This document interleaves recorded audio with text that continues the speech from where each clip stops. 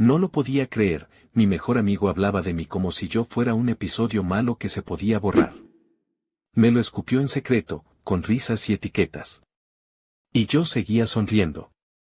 Cuando por fin lo encaré, alguien deslizó un chat en la mesa y todo explotó. Yo, Carlos, de 32 años, he aprendido a distinguir la verdad de las mentiras cuando ya no hay vuelta atrás. Conocí a Víctor en la universidad, éramos el tipo de amigos que compartían apuntes, pizzas y malos consejos. Nos graduamos juntos, nos mudamos juntos a un departamento pequeño y celebramos cada ascenso como si fuera un triunfo de ambos. Cuando Renata entró a mi vida, Víctor fue el primero en hacerle un lugar, le cocinó cuando estuvo enferma, la defendió en las discusiones y vino a nuestras cenas como si fuera parte de la familia. Durante años no imaginé que la persona que mejor me conocía estaba escribiendo un relato paralelo sobre mí en conversaciones privadas. Al principio fueron cosas pequeñas.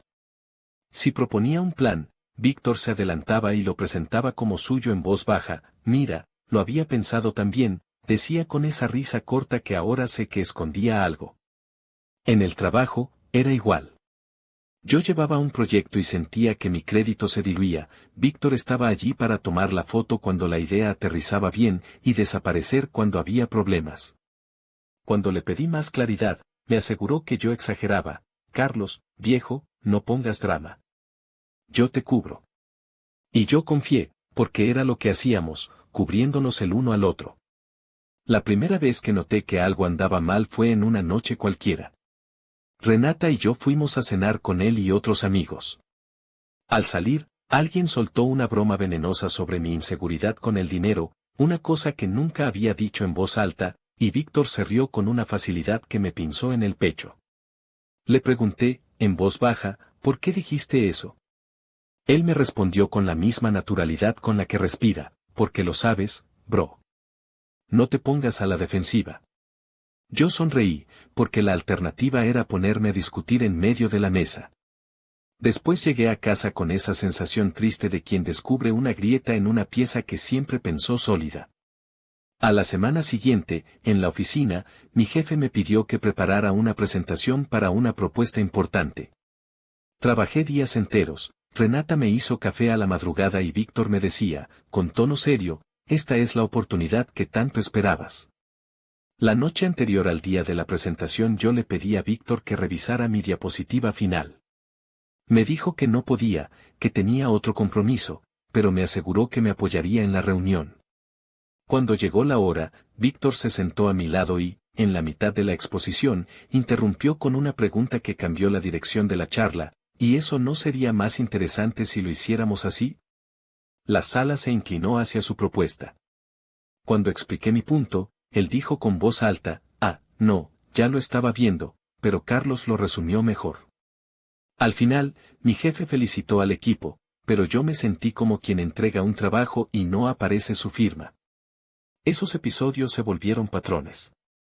Víctor encontraba la manera de guionarme sin que yo me diera cuenta.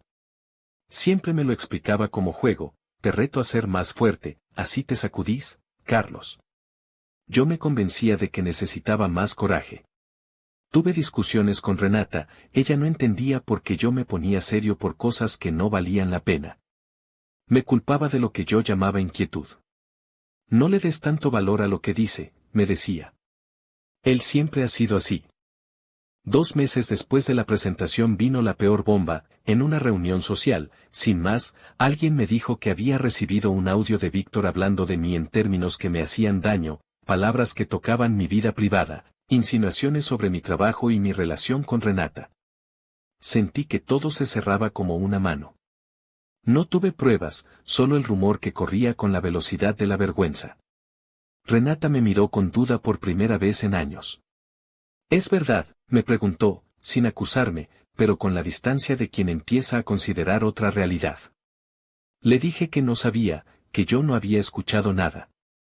Ella guardó silencio y la cena se volvió un territorio movedizo. Decidí que no podía dejarlo así. Fui a hablar con Víctor en su casa. ¿Qué pasó anoche?, le pregunté directo. Él levantó los hombros y me ofreció una cerveza.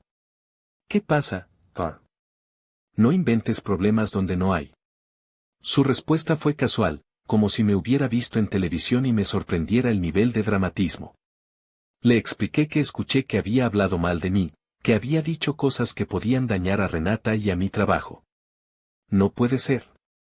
Yo te protegería antes que a mí mismo, respondió con esa mirada de indignación fingida que años después me cortó como cuchilla. Me fui de su departamento con más preguntas que respuestas, con la sensación de que algo no cerraba. A partir de allí las conversaciones con él se volvieron un campo minado. Víctor empezaba a hacer comentarios en privado con terceros, yo me enteraba de fragmentos. En una cena con amigos, uno de ellos se quedó viendo su celular y, al verme, murmuró, ¿viste ese chat? No entendí. No, ¿qué chat? Lo dijo como el que entrega un secreto sucio. Deja, después te muestro. Me lo mostró en un momento en que pensé que ninguna conversación podría herirme más. Era un screenshot de una conversación entre Víctor y otro amigo donde se referían a mí con apelativos que no reconocerías como los de alguien que fue tu amigo cercano. No había mayor plan aparente, solo risas en el texto, bromas tipo vamos a dejar que se estrelle un rato, a ver si aprende, y algo que me cosió la garganta, lo mejor es que lo manejamos para que parezca su culpa. Las palabras eran clavadas por alguien que no se arrepiente. Cerré la app con las manos temblando y dije que necesitaba aire. Intenté confrontarlo con la mayor calma que pude reunir. ¿Por qué me escribes así?, le pregunté en voz baja. ¿Por qué planearías que parezca mi culpa? Él me miró largo, con esa mezcla de pena y desdén que ahora sé calcular muy bien. Carlos, te lo explico fácil, aquí el que no arriesga no crece. Yo solo te sugerí que dejaras que la corriente te llevase un poco. Era una broma, hermano. Sentí el aire frío de un sarcasmo. Una broma que se comparte como plan. No lo entendía y, como respuesta, recibí su clásico, no empecemos con tus teorías de persecución. Me fui de su casa con una rabia que ardía bajo la lengua. La prueba definitiva apareció, irónicamente, en el momento más inesperado. Estábamos en una comida con gente del trabajo, la jefa de proyectos, Gael, que había sido mi compañero en varias entregas y con quien yo tenía más que una relación de trabajo, lo consideraba casi un hermano, algunas personas del equipo y, claro, Víctor. En la mitad del almuerzo, la jefa habló sobre las asignaciones de la próxima propuesta. Víctor aprovechó para decir algo sobre la forma en que yo había gestionado los plazos en la última entrega. Carlos tiende a priorizar lo personal sobre lo profesional, dijo con esa voz que se parece a la del que no busca desatar una discusión sino dejar una marca. Sentí como las miradas se desviaban hacia mí. Creo que me estás juzgando para no asumir responsabilidades, le dije, con el intento de no sonar a quien reclama por sentirse víctima. Fue entonces cuando Mónica, una compañera que siempre había sido neutral, deslizó el teléfono sobre la mesa con un papel timbrando en pantalla. No sabía si mostrarlo, dijo. Lo encontré por casualidad en el chat del grupo y pensé que debían verlo. No queríamos ver. Pero la imagen se plantó, era un screenshot de un chat entre Víctor y otra persona, y las líneas que se leían eran más que maliciosas. Me cansó su victimismo, decía Víctor en uno de los mensajes. Si hacemos que su error parezca grave, lo sacamos nosotros y asimilamos el crédito. En otro fragmento añadía, Renata se lo cree todo, si le mandas un mensaje que la deje dudando, lo tenemos. Era una confesión cruda, sin rodeos, como una planificación en voz alta. La mesa se congeló. Sentí que el mundo se reducía al celular que parpadeaba con las letras blancas sobre fondo oscuro. No puede ser, susurré. Eso no lo dijiste en serio. Víctor se puso pálido, y luego su cara cambió de expresión y tomó el tono de quien ha sido atrapado en una mentira. Te aseguro que eso fue sacado de contexto, empezó, ya preparándose para la defensa. Era una broma entre nosotros. Ustedes saben cómo hablamos. La jefa lo miró con una mezcla de incredulidad y decepción. Víctor, ¿puedes explicarlo? El balbuceo, era ironía. Y su voz se venía abajo. En ese momento Gael, que había permanecido en silencio, apoyó el teléfono para que todos vieran una segunda imagen, Un fragmento de una conversación en la que Víctor detallaba cómo había enviado un mensaje anónimo a Renata que insinuaba que yo era infiel, solo para ver su reacción y poder justificar una distancia que él había fabricado. Soñabas que yo lo había inventado, dije sin querer, sin entender aún la magnitud. Renata sollozó, sus ojos buscaron mi rostro y se encontraron con el mío, como si buscara la promesa de que nada de eso era verdad. Le agarré la mano con la necesidad de transmitirle que yo seguía siendo quien siempre fui. Víctor se defendió con un repertorio de recursos, minimizó, se victimó, dijo que yo le había dado material para la broma con mis propias quejas. ¿Recuerdas cuando decías que te sentías inseguro con la plata? Lo usé para que te movieras, dijo con la tranquilidad del que cree que las intenciones justifican los medios. Te estaba empujando, hermano. No le creí. ¿Empujando? Envenenando a la gente para que me miren distinto, le respondí, con la mirada que ya no soportaba la falsedad. A mi lado, la jefa empezó a anotar, frío profesionalismo en sus gestos, necesito que me entregues todo ese chat. Esto tiene implicaciones laborales. La palabra implicaciones cayó sobre la mesa como una losa. Después de la comida, el efecto fue una ola que se expandió. La jefa pidió una reunión privada. El Departamento de Recursos Humanos pidió ver los registros y las comunicaciones. Algunos amigos me llamaron para decir que habían visto las capturas y que estaban conmovidos. Otros, con la ambivalencia de siempre, prefirieron no pronunciarse hasta que hubiera más pruebas. Renata se fue a la casa de su hermana esa noche. No sé cómo sentirme, me dijo antes de marcharse. Siento que me mintieron por mucho tiempo. Le pedí que no tomara decisiones rápidas, ella me respondió con una mirada antigua, no lo estoy haciendo por prisa, Carlos. Lo estoy haciendo por mí. Lo que siguió fue una maquinaria lenta y brutal. Recursos Humanos inició un proceso investigativo. Víctor negó que sus mensajes implicaran intención de dañar, dijo que hablaba en broma, y que si hubo malos entendidos era por culpa de la lectura fría de textos. Pero los screenshots no eran interpretaciones, eran su texto. Cuando la empresa recuperó registros, algunos otros fragmentos aparecieron, correos en los que Víctor sugería tácticas para minimizar la exposición de ciertas ideas que yo había propuesto y apropiarse de su presentación, mensajes con un tono cercano a un plan para acercarse a Renata, como si diseñara el terreno con cuidado. Fuera del trabajo, la presión social fue otra cosa. Facebook, WhatsApp y los grupos comunes se llenaron de silencios incómodos. Amigos que me habían defendido en la infancia ahora me mandaban audios con un "estás bien", que no sonaba bien. Algunos se alejaron para no tomar partido, y otros vinieron con la honestidad afilada de quien se sabe en lo correcto. Yo no puedo creer que te hayan hecho eso, me dijo Gael. Pero tampoco puedo creer lo de Víctor, era su actitud. Él me dio apoyo sin fórmulas grandilocuentes, documento todo. Si necesitas, presento lo que tengo. Su lealtad fue un alivio con sabor a hierro.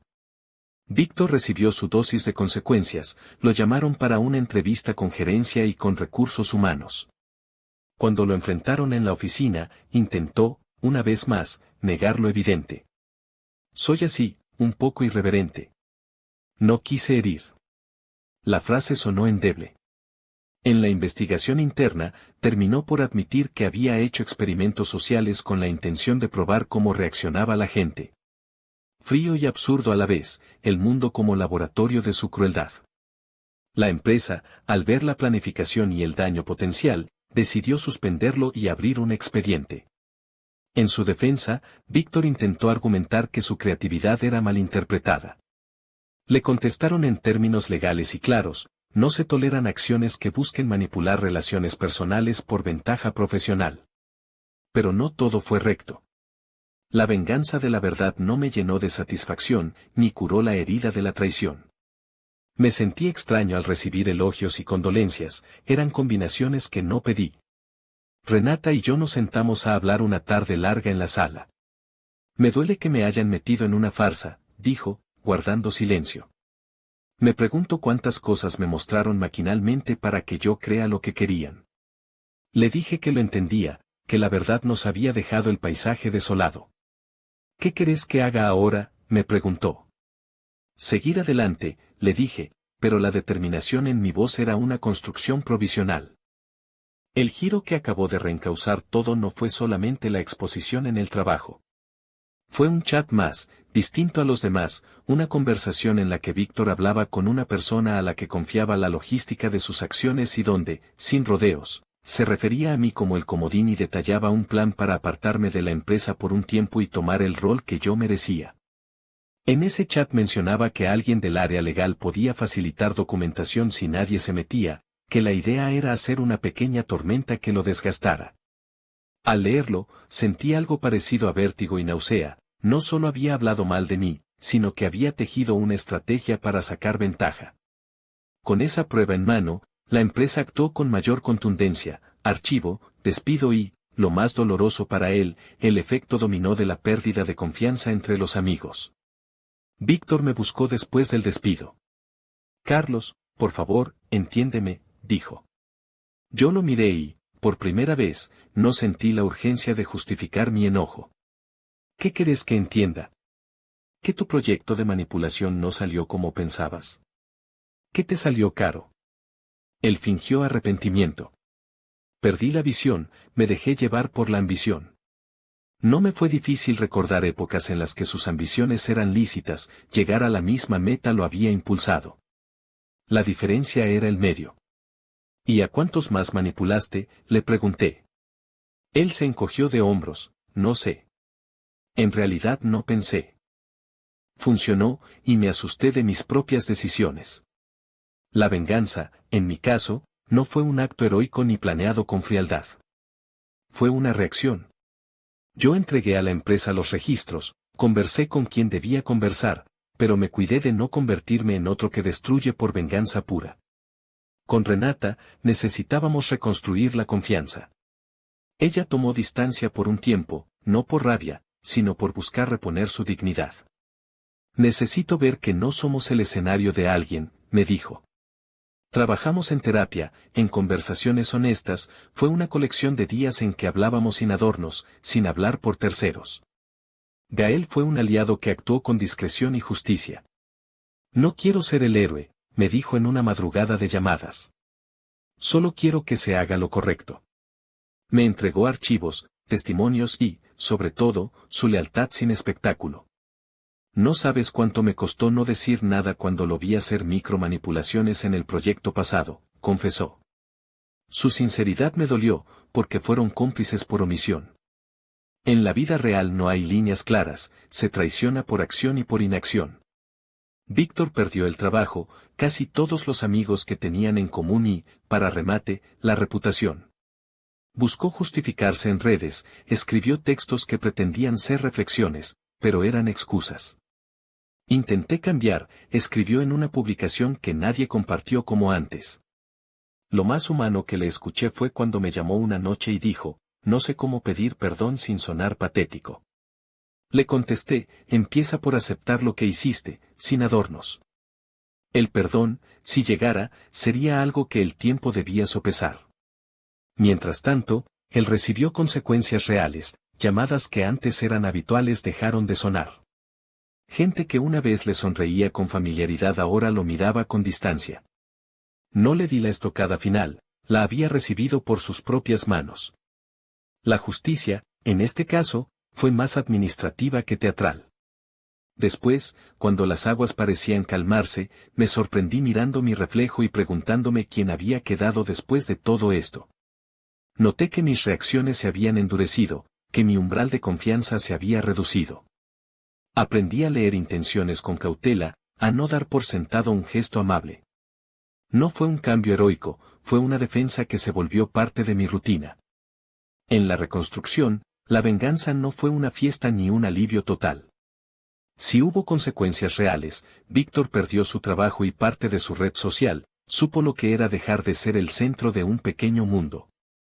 Para mí, la pérdida fue otra, se fue el amigo que conocí en la universidad, el compañero de departamentos, el que compartía cervezas y derrotas. Lo que quedó fue un profundo cansancio por la sensación de haber sido manipulado. Pasado un tiempo, lo encontré por la calle. No fue un encuentro casual, lo vi en la distancia y lo busqué con la mirada. Se me acercó. Carlos, dijo, con la voz que había usado para pedir favores. No quiero que esto sea un ciclo. ¿Podemos hablar? Lo miré y, por un segundo, el impulso de volver a creer en el pasado me asaltó. Recordé la gente que estuvo conmigo cuando todo se descubrió, esas manos que se tendieron sin pedir escenario. Hablemos, le dije, y no supe si lo decía para cerrar, para castigarme o para entender. En la conversación que tuvimos después en un café, Víctor no pidió perdón con la intensidad que esperaba. Habló de su propia soledad, de la sensación de que siempre tenía que ser más. Siempre sentí que estabas delante, dijo. Y no supe cómo ser feliz con eso. A veces la envidia puede disfrazarse de ambición. Pero lo que hiciste fue grotesco, le dije. No hay excusa. Él asintió, con frustración y un rastro de remordimiento. No lo justifico. Solo quiero que entiendas que no soy solo eso. Yo lo entendí, nadie es solo una cosa. Pero tampoco puedes negar el daño siendo apenas una faceta. Con el tiempo, la relación no volvió a ser la misma. No hubo reconciliación fulminante ni premios a la nostalgia. Lo que hubo fue una distancia que me dejó más seguro, pero también con un hueco donde antes había confianza. Renata y yo seguimos, con algunas cicatrices silenciosas. Gael y yo seguimos siendo amigos, hicimos un pacto no escrito de ser más transparentes. Con Víctor hubo mensajes espaciados, intentos de normalidad que siempre parecían frágiles. Actualización, a veces me pregunto si actué bien. Si la exposición pública fue proporcional. Me doy cuenta de que muchas veces la justicia social pesa más que la íntima. Si hubiese pasado nada, lo fácil habría sido callar para no perder amigos, pero el silencio hubiese sido una complicidad. Actualización final, aprendí a escucharme y a no culparme por confiar tropiezos. Aprendí que la crueldad tiene formas elegantes y que el perdón no arregla todo. La verdadera lección no es un gran mensaje moral, es más simple y más duro. La amistad, para que dure, no puede vivir de secretos. Y cuando un secreto se vuelve arma, la cicatriz cambia la piel, deja marcas que no son veneno, pero sí recuerdo.